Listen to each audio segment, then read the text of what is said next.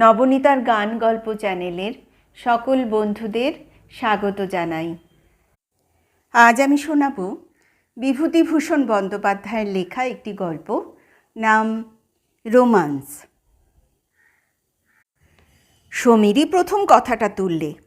তার মত, রোমান্স বা প্রেম ওসব নভেলিয়ানা কেবল নভেলেই ঘটে, বাস্তব জীবনে ওদের অস্তিত্ব নেই। তাতে সুধীরও যোগ দিল বলে মনে হলো। ক্রমে ক্রমে বাকি সবাই সমীরের মতেই মত দিল। তারপর ক্লাবের বেয়ারা চা দিয়ে গেল। ঘরের কোণে ব্রিজ টেবিলের আড়ালে রমেনবাবু এতক্ষণ আলুয়ান মুড়ি দিয়ে আরাম কেদারায় টান হয়ে শুয়েছিলেন। চায়ের এক চুমুক খেয়েই একটু তাজা হয়ে নিয়ে বললেন, দেখো, তোমরা এতক্ষণ বকে যাচ্ছিলে, আমি শুনছিলাম, কথা কইনি বটে, কিন্তু যখন কথাটা উঠেছে তখন বলি শোনো। জীবনটাই তো একটা প্রকাণ্ড রোমান্স হে। সে চোখে দেখে কজন, দেখবার চোখই বা আছে কজনের। শোনো বলি। ইতিমধ্যে চা খাওয়া শেষ হয়ে গেছিল। রমেনবাবু চা পান শেষ করে রুমালে মুখ মুছে গল্প শুরু করলেন। বছর কয়েক আগে আমি তখন একটা স্বদেশি ব্যাংকে শেয়ার বিক্রি ও প্রচারের কার্যে ঢাকা যাই। সেই প্রথম ও অঞ্চলে যাওয়া। আমাদের ব্যাংকের একজন ডিরেক্টর ঢাকা শহরের এক ভদ্রলোকের নামে একখানা পরিচয়পত্র দিয়েছিলেন। তিনি শহরের একজন বড় উকিল। তারই বাসায় গিয়ে উঠবো এরকম কথা ছিল। আমি যখন সে বাড়ি গিয়ে পৌঁছলাম তখন রাত 10:30টার কম নয়। গাড়ি থামাতেই একজন হিন্দুস্থানি দারোয়ান রুটি শাঁকা ফেলে গাড়ির কাছে এসে সেলাম করে দাঁড়ালো। তাকে জিজ্ঞেস করে জানলাম, উকিলবাবু কী কাজে কুমিল্লাতে গেছেন, আজ 3-4 দিন বাড়ি ছাড়া, কবে আসবেন তার ঠিক নেই। কোচম্যানকে গাড়ি ফেরাতে বলেছি, ডাক বাংলোতেই অগত্যা উঠব। একটি ছেলে বাড়ির মধ্যে থেকে বার হয়ে এলো, সঙ্গে সঙ্গে সেই দারোয়ানটিও এলো। সে যে ইতিমধ্যে কখন বাড়ির মধ্যে ঢুকেছিল আমি লক্ষ্য করিনি। ছেলেটি বললে, বাবা কাল সকালেই আসবেন, আপনি যাবেন না, শুনলে বাবা দুঃখ করবেন। রামদিন, বাবুর জিনিসপত্র নামিয়ে নাও। সুতরাং রয়ে গেলাম। আহার ও শয়নের ব্যবস্থা সুন্দর হলো। সারাদিনের পরিশ্রমে শীঘ্রই ঘুমিয়ে পড়লাম। পরদিন সকালে উঠে বাইরের বারান্দাতে বসে কাগজ পড়ছি, গৃহস্বামীর গাড়ি সদর গেট দিয়ে কম্পাউন্ডের মধ্যে ঢুকলো। আজ সকালে ট্রেনেই উকিলবাবুর আসবার কথা ছিল, তাই তার গাড়ি স্টেশনে গিয়েছিল তাকে আনতে। গৃহস্বামী গাড়ি থেকে আমায় দেখে নেমে আমার পরিচয় জেনে খুব খুশি হলেন, নানাভাবে আপ্যায়িত করলেন। রাত্রে কোনো কষ্ট হয়েছে কি না সে কথাটা অন্তত 10 বার করে জিজ্ঞাসা করলেন। একদিনের মধ্যে মনে হলো আমি যেন বাড়ির লোক হয়ে পড়লাম। রাতে আমার আহারের স্থান হলো বাড়ির মধ্যে দাওয়ায়। পরদিন সকালে আমার বাইরের ঘরে একটি 12-13 বছরের সুন্দরী মেয়ে চা ও খাবার নিয়ে এলো। বেশ ডাগর ডাগর চোখ, কালো চুলের রাশ পিঠের ওপর পড়েছে, মুখ দেখে বুদ্ধিমতী মনে হয়। চা ও খাবারের পাত্রটা টেবিলের ওপর রেখে সে চলে যাচ্ছিল। আমি তাকে জিজ্ঞাসা করলাম, তোমার নাম কি? সে হেসে বললে, বিনা। তারপরে সে চলে গেল। পরের দিন সকালে সেই মেয়েটি আবার চা নিয়ে এলো। এদিন সে অত শীঘ্র চলে গেল না। তাকে জিজ্ঞাসা করলাম, তুমি বুঝি স্কুলে পড়ো? সে বললে, আমি মিডফোর্ড গার্লস স্কুলে পড়ি। কোন ক্লাসে পড়ো? এবারে 4th ক্লাসে উঠেছি, এই জানুয়ারি মাসে। কি কি বই পড়ো? কিছুক্ষণ ধরে আমাদের কথাবার্তার ধারা ওই পথ ধরেই বেয়ে চলল। বিকালে সে আপনিই আবার এলো। আমার ঘরের চেয়ারটার হাতলের ওপরে বসলো। বলল, আপনি বুঝি বই লেখেন? কি করে জানলে বলো দেখি? আপনার নাম দেখেছি, আমাদের বাড়িতে মাসিকপত্র আসে, তাতে আছে। কই, কোন মাসিকপত্র আনো তো দেখি। বিনা 2-3খানা মাসিকপত্র নিয়ে এলো। একটাতে আমার বিদেশি ব্যাংক ও আমাদের কর্তব্য বলে একটা অর্থনৈতিক প্রবন্ধ বার হয়েছিল বটে। সেইটা বিনা খানিকক্ষণ ধরে পড়ল। তারপর সেটা মুড়ে রেখে গল্প করতে লাগলো। আমি মুখে মুখে ট্রান্সলেশন জিজ্ঞাসা করলাম। সবগুলোর উত্তর দিল। ঢাকা মিউজিয়াম দেখতে যাবার ইচ্ছে ছিল বিকেলটায়, কিন্তু বিনা অনেকক্ষণ ধরে বসে রইল। মিউজিয়াম দেখতে না যাওয়া হলেও কোনো ক্ষতি অনুভব করলাম না। শেষ রাত্রে কী জন্যে যেন ঘুম ভেঙে গিয়েছিল। কানে গেল বাড়ির মধ্যে মেয়েলি গলায় কে চেঁচিয়ে চেঁচিয়ে ইউক্লিডের জিওমেট্রি পড়ছে। 2 tangents can be drawn to a circle from an external point and they are equal and also... ভারী আশ্চর্য লাগলো। বিনা নিশ্চয়ই নয়, কারণ 4th ক্লাসে জিওমেট্রির ট্যানজেন্ট কোনো স্কুলেই পড়ানো হয় না। তাছাড়া সেটা বিনার গলাও নয়। ঘড়িতে দেখলাম রাত 4টে বেজেছে। মনে মনে ইউক্লিডের অপূর্ব প্রভাবকে ধন্যবাদ না দিয়ে থাকতে পারলাম না। এই শীতের রাত্রে 4টের সময় কার জ্ঞান পিপাসা এত প্রবল হয়ে উঠেছে জানবার ভারী ইচ্ছে হলো। সকালে বিনা চা নিয়ে আসতেই জিজ্ঞাসা করলাম, বিনা, শেষ রাত্রে কে জিওমেট্রি পড়ছিল বাড়ির মধ্যে? তুমি? বিনা হেসে বললে, আমি না, ও তো দিদি। এইবার ম্যাট্রিক দেবে তো, এই সামনের বুধবার থেকে এক্সামিনে বসবে কি না? আমি বললাম, কই, তোমার দিদি ম্যাট্রিক দিচ্ছেন সে কথা তো শুনিনি। স্কুলের গাড়িতে তো তুমি একলাই যাও দেখেছি। বিনা হেসে গড়িয়ে পড়ে আর কি, বললে, বারে, বেশ লোক তো আপনি। দিদি তো অ্যালাউ হয়ে বাড়ি বসে পড়ছে, ও বুঝি আমার সঙ্গে রোজ রোজ স্কুলের গাড়িতে পড়তে যাবে? কথাটা বিনা ঠিকই বলেছে, তার হাসিটা নিতান্ত অসঙ্গত নয় বটে। সেদিন বিকেলে স্কুলের গাড়িটা যখন এসে লাগলো তখন আমি রোয়াকে পায়চারি করছিলাম। বিনাকে নামতে দেখলাম না, কিন্তু আর একটি মেয়ে নামলো। বয়স 15-16 হবে, অপূর্ব সুন্দরী। লাল পেরে সিল্কের জ্যাকেটের বাইরে নিটোল শুভ্র হাত দুটি যেন হাতির দাঁতে কুঁদে তৈরি। একবার আমার দিকে চোখ ফিরিয়ে চেয়ে শান্ত গতিতে বাড়ির মধ্যে ঢুকলো। সন্ধ্যার একটু আগে বিনা এসে বললে, চা এখন আনবো না বেরিয়ে এসে খাবেন? পরে একটু থেমে বললে, দিদিকে আজ দেখেছেন না? আমি তখনও ঠিক বুঝতে পারিনি যে স্কুলের গাড়ির সেই মেয়েটি বিনার দিদি। পূর্বেই বলেছি বিনা ভারী বুদ্ধিমতী মেয়ে। সে আমার মুখ দেখেই ব্যাপার বুঝে নিয়ে বললে, আজ বিকেলের স্কুলের গাড়ি থেকে যে নামলো ওই তো দিদি। আমি তো আজ স্কুলে যাইনি, দিদি রিসিট আনতে স্কুলে গেছিল যে, ও বেলা। পরে সে বললে, দিদি আমাকে জিজ্ঞেস করছিল বাইরের ঘরে ও ভদ্রলোকটি কে রে? মনে মনে অভিমানে বড় ঘা লাগলো। বড় মানুষের মেয়ে বটে, সুন্দরীও বটে, কিন্তু আজ 6-7 দিন যে আমি তার বাপের বৈঠকখানার একখান চেয়ার টেবিলের মতো বাইরের ঘরের এক কোণে পড়ে আছি, এতদিনের মধ্যে এ হতভাগ্যের সম্বন্ধে সে সংবাদটুকুও কি তার কর্ণগোচর হয়নি? দিন 2 কেটে গেল। এই কয়দিনে আমি নিজের কাজে ব্যস্ত হয়ে যথেষ্ট ঘোরাঘুরি করলাম। তাতে ঠিক সময়ে স্নানাহার হয়ে উঠত না কোনো দিন। সুতরাং বিনার সঙ্গে দেখা হবার সময় হতো না। তৃতীয় দিন সকালে বার হয়ে সন্ধ্যার কিছু আগে ফিরে এলাম। বারান্দাটাতে বসে একটু বিশ্রাম করছি। অপ্রত্যাশিতভাবে বিনা ঘরে এসে হাসি মুখে বললে, ঠাকুর 2বার, তারপরে আমি 2বার আপনাকে ডাকতে এসে ফিরে গিয়েছি। আপনার খিদে তেষ্টা কিছুই পায় না? কোথায় ছিলেন সারাটা দিন? আমি কৈফিয়ত দেবার আগেই সে বলে উঠল, মুখ হাত ধুয়ে ফেলুন, আপনার চা নিয়ে আসি। বাবা এখনও কাছারি থেকে ফেরেননি, গরম জল চড়ানোই আছে। অল্প পরে সে চা নিয়ে এসে অভ্যস্তভাবে সামনের চেয়ারের হাতলটার ওপর বসে অনর্গল বকে যেতে লাগলো। সব কথার উত্তর পাবারও প্রত্যাশা সে রাখে না, আপনা আপনি বেশ বলে যেতে পারে। বললে, ভারী মজা হয়েছে। আমি আপনার একটা লেখা দিদিকে দেখিয়ে বললুম, পড়ে দেখো তো। দিদি পড়তে গিয়ে বুঝতে পারে না।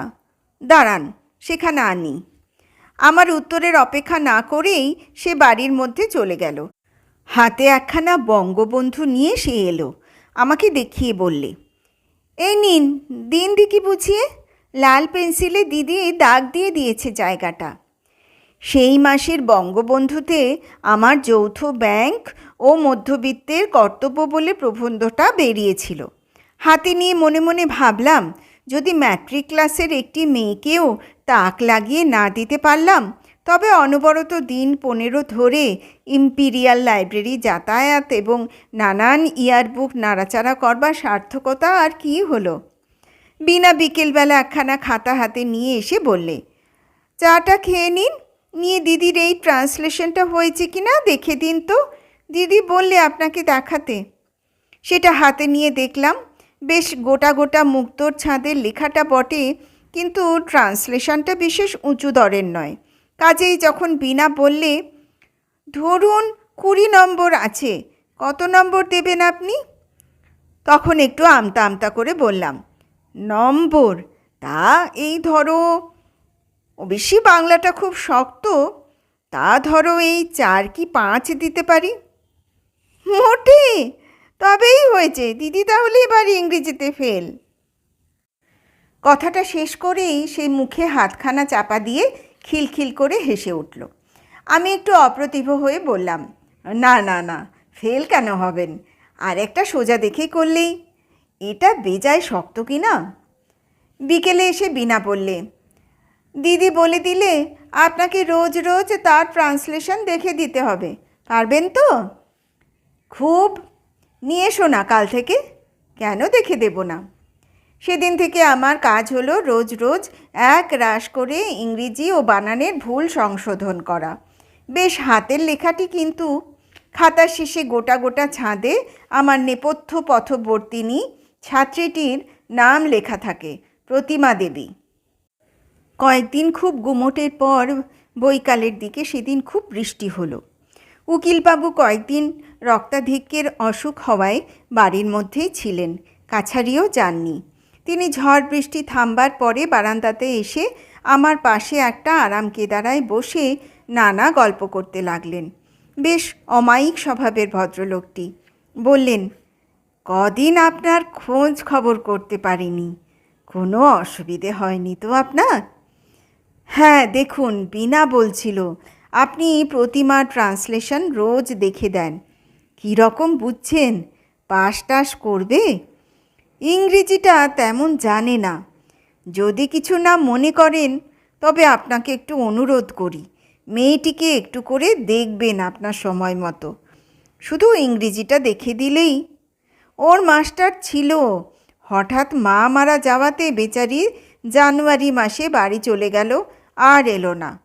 অবশ্যই যদি আপনার, বলা বাহুল্য, আমাকে এই বিষয়ে রাজি করাতে তার যতটা বাক্য ব্যয় করার প্রয়োজন ছিল, তিনি তার চেয়ে যেন একটু বেশিই করলেন। তারপর দিন 2 কেটে গেল। প্রতিমা রোজ বিকেলে নয়, দুপুরে খাতা নিয়ে এসে বসে, সঙ্গে থাকে বিনা। কোনো কোনো দিন সেও থাকেও না। ধরনটি ওর ভারী মিষ্টি, অথচ ওর মধ্যে এমন একটা স্বাভাবিক গাম্ভীর্য আছে যা অবাধ পরিচয়ের পথে একটা সহজ ব্যবধানের সৃষ্টি করে। সেদিন প্রতিমা এসে সামনে চেয়ারখানাতে বসল। ট্রান্সলেশন দেবার পরে সে মুখ নিচু করে হেসে বললে, আমি পারবো না, এটা বদলে দিন। আমি বললাম, এমন আর শক্ত কি, করে দেখো না। সে পুনরায় ঠিক সেইভাবে হেসে বললে, না, আমি পারবো না, আপনি বদলে দিন। যে সুরে সে কথাটা বললে সেটা অতি শান্ত মৃদু হলেও মনে হলো এরপর আর তর্ক চলে না। বদলে দিলাম বটে, কিন্তু ভাবলাম মেয়েটি একটু একরোখা ধরনের তো। পড়াশুনো শেষ করেই প্রতিমা খাতাপত্র উঠিয়ে নিয়ে চলে গেল। একটু পরে বিকেলের দিকে আবার খুব ঝড় বৃষ্টি নামলো। এই অবস্থায় বাইরে বেড়াতে যাওয়া উচিত হবে না বুঝে চুপ করে বারান্দায় আরাম কেদারাটাতে বসে আছি। পেছনে দৌড় খোলার শব্দ হলো। চেয়ে দেখি আগে বিনা, পেছনে প্রতিমা ঘরে ঢুকছে। প্রতিমার আগমন অনেকটাই অপ্রত্যাশিত, কারণ এক পড়াশোনার সময়টি ছাড়া প্রতিমা অন্য কোনো সময়ে আমার এখানে আসেনি কখনো। বিনা ঘরে ঢুকেই বললে, কেমন বৃষ্টি নেমেছে মাস্টার মশাই? এসো এসো। দিদি বললে আপনি একলাটি বসে আছেন, তাই চলো গিয়ে গল্প। প্রতিমা তার দিকে ভ্রুকুটি করে বললে, আমি? পূর্বেও কথাটা মনে হয়েছে, এখনও মনে হলো। প্রতিমা যে সুন্দরী, তার ব্লাউজের হাতার লাল সিল্কের পাড়ের সঙ্গে সুন্দর খাপ খাওয়া শুভ্র বাহু দুটির নিটোল গঠনের দিকে চেয়ে এ কথা মনে মনে অস্বীকার করতে পারলাম না। কিন্তু সকলের চেয়ে অদ্ভুত তার দুটি চোখ ও ভুরু দুটির একটা বিশেষ ভঙ্গিমা। সেটা কি তা ঠিক মুখে বোঝানো যায় না, অথচ যে ধরনের সৌন্দর্যে মনের মধ্যে একটা অব্যক্ত অভাবের বেদনা সৃষ্টি করে, ওর মুখের সৌন্দর্যটা ঠিক সেই ধরনের। প্রতিমা বলল, একলা বসে থাকতে আপনার খুব ভালো লাগে না? বসে বসে লেখেন বুঝি? উফ, কি শক্ত লেখায় লিখেছেন! আচ্ছা, অত পার্সেন্টেজ, গ্রাফ, সেন্সাস রিপোর্ট কোথায় পেলেন? সব বুঝি আপনার মুখস্থ? মুখস্থ কি আর থাকে? ওসব লাইব্রেরিতে গিয়ে বই দেখে লেখা। অত মুখস্থ থাকলে তো একটা সচল ইয়ারবুক হয়ে উঠব যে। আচ্ছা, আপনার দেশ কোথায়? অনেক দূর, বর্ধমান জেলায়।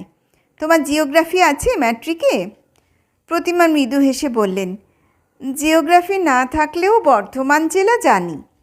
বীণা বললে, আমাদের ক্লাসে জিওগ্রাফিতে বর্ধমান জেলার কথা আছে। আচ্ছা, আপনাদের দেশে খুব ধান হয় আর খুব কয়লার খনি আছে না মাস্টারমশাই? কয়লার খনি এমন নয়, তবে একটু পশ্চিম ঘেঁষে। প্রতিমা বললে, কয়লার খনি দেখেছেন আপনি? আচ্ছা, ও কি করে হয়? কয়লা খনির উৎপত্তির কথায় স্বাভাবিকভাবেই অনেক কথা এসে পড়ল। পৃথিবীর আদিম জন্মকথা, নেবুলা, স্তর বিভাগ, বিভিন্ন যুগ বিভাগ, সূর্য প্রাণীর জন্মের ইতিহাস, জীবাত্মা ও অধুনালুপ্ত অতিকায় জীবদিগের বিবরণ ইত্যাদি। একদিকে প্রতিমার সৌন্দর্য, অন্যদিকে এসব মহিমাময় বৈজ্ঞানিক রোমান্স, যেন একদিকে শাশ্বতী নারীর কমনীয়তা, অন্যদিকে পুরুষের বিশাল প্রসারতা ও উদার কল্পনার প্রতীক। প্রতিমা খুব মন দিয়ে শুনছিল এবং মাঝে মাঝে এ প্রশ্ন ও প্রশ্ন করছিল। শেষ হয়ে গেলে বললে, আমি এসব কথা শুনিনি তো কোনো দিন, স্কুলে কেউ তো বলে না। ওরা চলে গেল। বাইরে গিয়েই প্রতিমা বীণার দিকে চেয়ে নিচু গলায় শাসনের সুরে বলছে কানে গেল, ওরকম মাস্টারমশাই মাস্টারমশাই কেন বলছিলি বীণা? ভারী খারাপ শোনাচ্ছিল কানে। উনি কি আমাদের মাইনে নিয়ে পড়ান? কয়েকদিন পরে হঠাৎ আমি কলকাতায় ফেরবার জরুরি তার পেলাম অফিস থেকে। পরদিন সকালে বিছানাপত্র বাঁধা ছাঁধা চলছে, বীণা এসে বললে, আপনার আর যাওয়া হবে না। বেশ তো, আপনি ভরা অমাবস্যা মাথায় বুঝি বাড়ি থেকে বেরোতে আছে? দিদি বলে দিলে, মাস্টারমশাই মানে এই রমেনবাবুকে বারণ করে আয়, কাল যাবেন এখন। খুলুন বিছানা। ধরবো? সেদিন অমাবস্যা কাটবার কথা ছিল না, সুতরাং বিছানাপত্র আবার খুলতে হলো। পরদিন সকালে এক কাণ্ড ঘটল। 10টার গাড়িতে আমি যাব, উকিলবাবুও আমার সঙ্গে যাবেন তার কী কাজে ফরিদপুরে। নারায়ণগঞ্জ থেকে এক স্টিমারেই আমরা যাব। সকালে দুজনে একসঙ্গে মাঝের বারান্দাতে খেতে বসেছি। হঠাৎ উকিলবাবু প্রতিমার উপর রেগে উঠলেন। আজকের রান্নাবান্নার ভার তারই উপর বুঝি উকিলবাবু দিয়েছিলেন। সে একটু বেলায় আরম্ভ করিয়েছে ঠাকুরকে দিয়ে। এই তুচ্ছ বিষয় নিয়ে, বিশেষ করে আমি সেখানে একজন বাইরের লোক, আমার সামনে মেয়েকে এমন রূঢ় ও অপ্রীতিকর কথাবার্তা বললেন, আমি অত্যন্ত সংকোচ বোধ করলাম। আমার দিকে চেয়ে তিনি বলতে লাগলেন, দেখলেন রমেনবাবু, আজকালকার মেয়েদের। আমি ওকে কাল রাত থেকে বলছি সকালে আমরা যাব, সব যেন ঠিক থাকে। দেখছেন তো একবার কাণ্ড কারখানা। বলি, এটা কি ঝোল না কি ছাই? এটা এর নাম ঝোল? না, আমি সত্যি বলছি রমেনবাবু, আমি আজকালকার ওসব বিবি সাজা পছন্দ করি না একেবারেই। খুব হয়েছে পড়াশুনোর, আর দরকার নেই, যথেষ্ট হয়েছে। গত 3 দিন প্রতিমার সঙ্গে আমার দেখা হয়নি। আজ এইমাত্র এই যা খাবার সময় দেখা হয়েছিল, তাও অতি অল্পক্ষণের জন্যে। যাবার সময়ও দেখা হলো না, শুধু বীণা বিছানাপত্র গাড়িতে ওঠাবার সময় কাছে কাছে ছিল।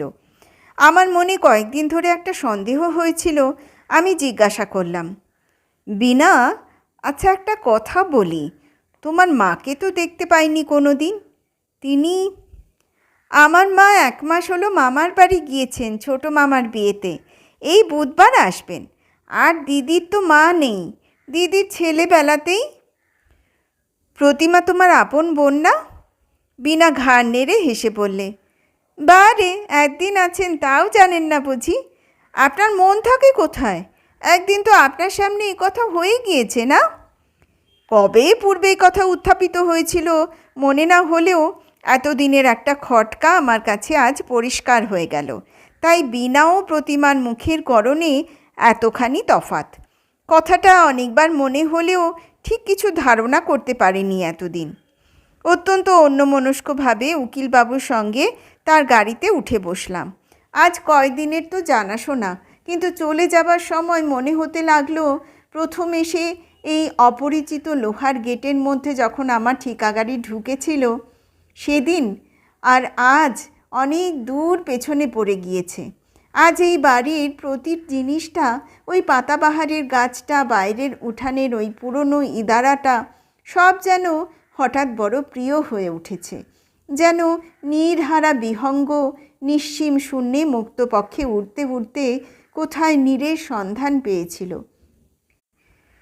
দেশে ফিরে অল্প কিছুদিন থাকবার পরেই কয়েক মাস একরকম কেটে গেল। পূজার পরে কার্তিক মাসের প্রথমে হঠাৎ অফিসের হুকুম হলো আবার ঢাকা যাবার। এবার যখন গোয়ালন্দ থেকে স্টিমারে উঠলাম তখন আগেকার মতো ভিড় ছিল না। ঢাকায় নেমে কিন্তু বীণাদের বাড়িতে উঠতে ইচ্ছে হলো না। বারবার অনাহুতভাবে তাদের ওখানে গিয়ে উঠলে তারাই বা কী মনে করবে? হয়তো এবার আমার সেখানে যাওয়াটা তারা পছন্দ নাও করতে পারে। তার চেয়ে বরং নিজের কাজকর্ম সেরে এমনি একদিন তাদের বাড়িতে গিয়ে সকলের সঙ্গে দেখাশুনো করে আসা যাবে।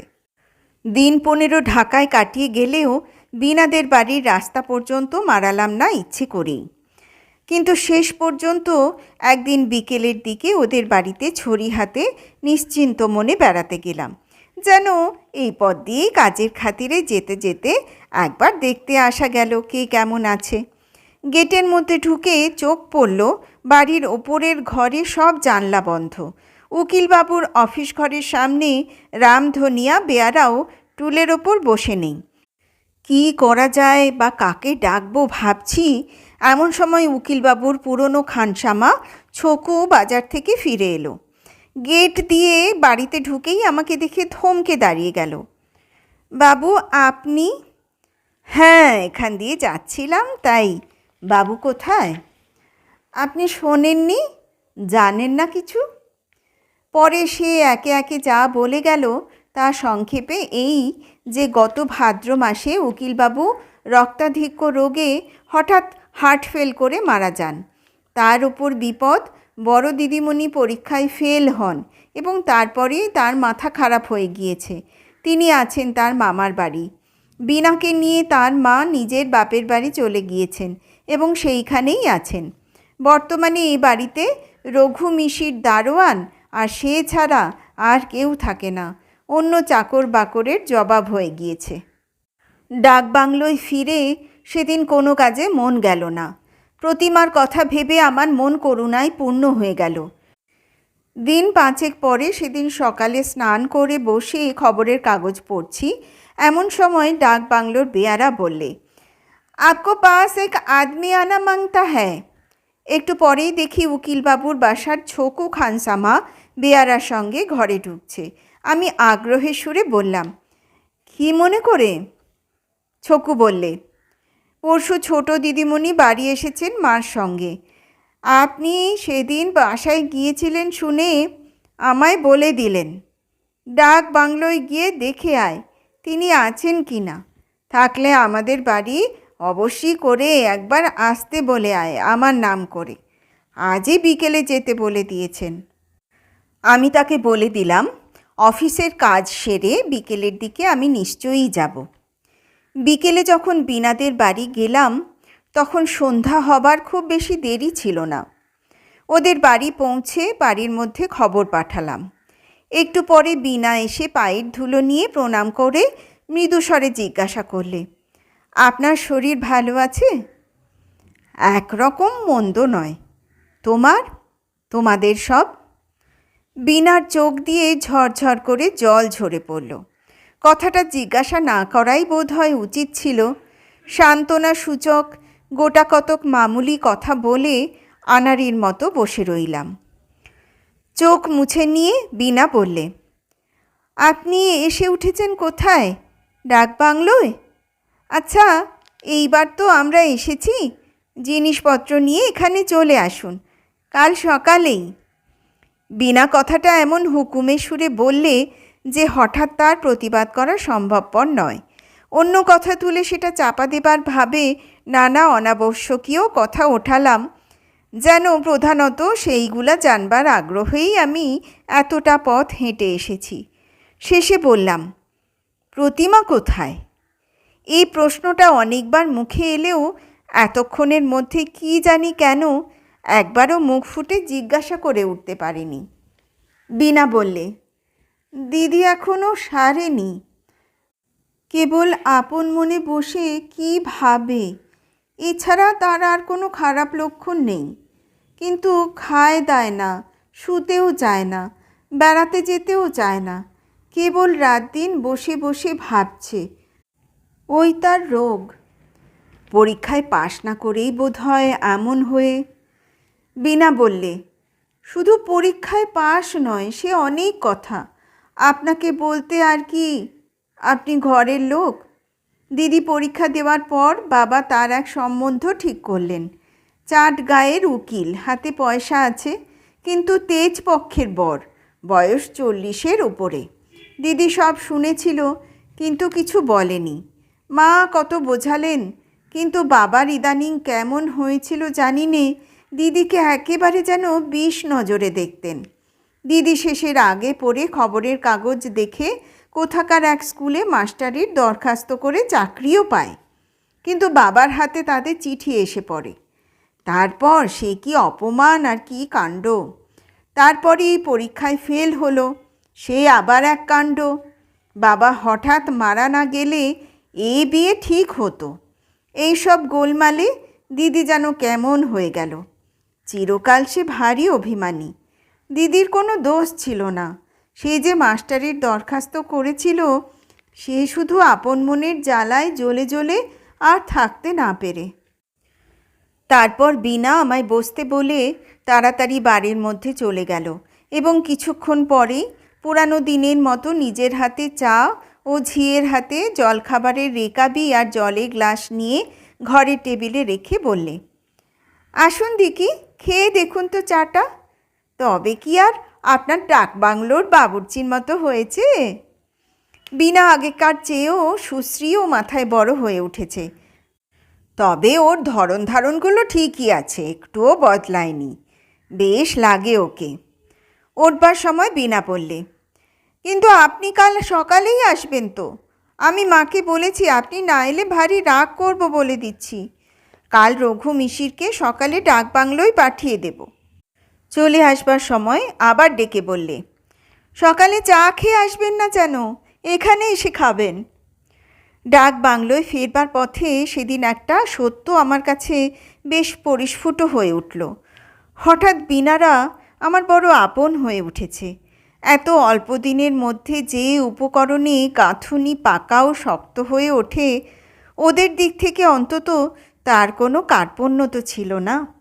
মানুষের সঙ্গে মানুষের এরকম সহজ সম্পর্ক আদান প্রদান যে জীবনের কত বড় সম্পদ, তা অনেক স্থলে আমরা বুঝি নে বলেই সকল সম্বন্ধকে ছোট করে দেখতে শিখি। মেয়েরা এটা কেমন সুন্দরভাবে পারে। ওদের চরিত্রগত সেবা প্রবৃত্তি ও মুগ্ধ মনের সৌন্দর্য জগৎকে যে কত দিক থেকে মঙ্গল ও কল্যাণে ভরে রেখেছে, তার বাস্তবতা সেদিন নির্জন ডাকবাংলোর বারান্দাতে বসে মনে প্রাণে অনুভব করলাম। সব কথা বুঝিয়ে বলা যায় না।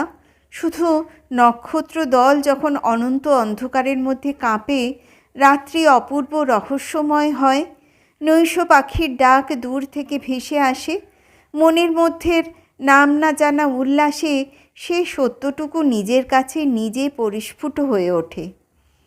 ডাক বাংলোয় ফিরে দেখি আমার এক পুরনো বন্ধু আমার জন্যে অপেক্ষা করছেন। তিনি ইন্স্যুরেন্সের দালাল।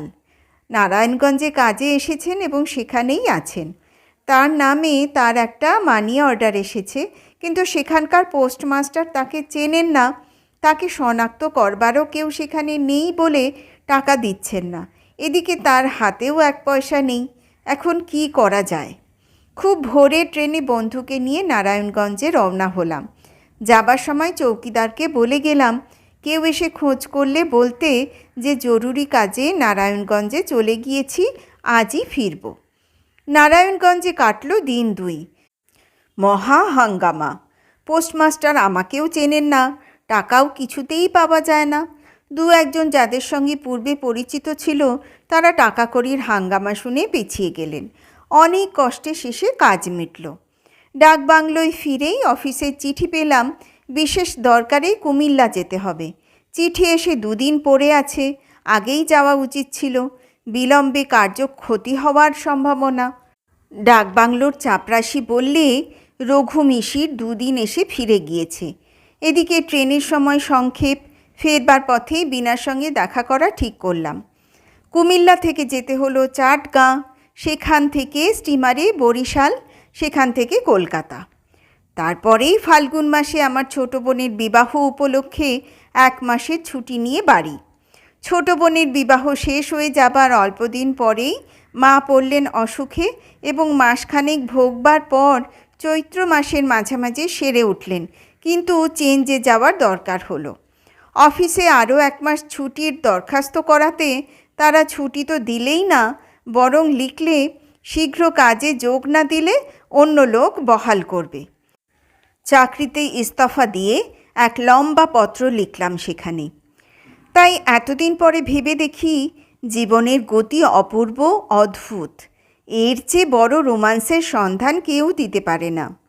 বিনাকে যখন বলে আসি পরদিন সকালে তার ওখানে যাব, এমনকি তার মন প্রফুল্ল রাখবার জন্যে তাকে কী সব বই পড়াবো তা পর্যন্ত ভাবতে ভাবতে এসেছিলাম, তখন কে জানতো বিনার সঙ্গে দেখা তো আর হবেই না। আমার ঢাকা যাবার পথই একেবারে বন্ধ হয়ে যাবে। তারপর কয়েক বছর কেটে গেল। আইন পাশ করে আলিপুর কোর্টে বেরুতে আরম্ভ করলাম। ভবঘুরের জীবন ক্রমে পিছনে পড়ে গেল। শুধুমাত্র নির্জন অবসর মুহূর্তে বার লাইব্রেরি কক্ষের মক্কেলহীন দুপুরবেলায় মাঝে মাঝে সেসব দিনের কথা মনে পড়ে, তখন যেন স্বপ্নের মতো থাকে। এইসব স্মৃতিতেই জীবন মধুময় হয়ে ওঠে। জীবনের কুঞ্জবনে এরাই গায়ক পাখি। ফুল ফলে সকাল দুপুরের সঙ্গে সুর মেলানো অনন্তমুখী সঙ্গীত এদেরই নিভৃত নিরান্তরাল থেকে শোনা যায়। বিবাহের অনুরোধে বাড়িতে তিষ্ঠানো দায়। জ্যাঠামশাই ভবানীপুরে কোথায় বিবাহের সম্বন্ধ ঠিক করে পাত্রী দেখে এসে খুব প্রশংসা করলেন। জ্যাঠাইমার অনুরোধে তাদের বাসা থেকে রওনা হয়ে বন্ধু বান্ধব সঙ্গে নিয়ে একদিন মেয়ে দেখতে গেলাম। বেলতলা রোডে একতলা ছোট বাড়ি। বাড়ির সামনে ছোট্ট একটা কম্পাউন্ড, গেটের ওপরকার লোহার জালতিতে থোকা থোকা মাধবীলতার গুচ্ছ। আমরা গিয়ে বৈঠকখানায় বসবার অল্পক্ষণ পরে মেয়েকে আনা হলো।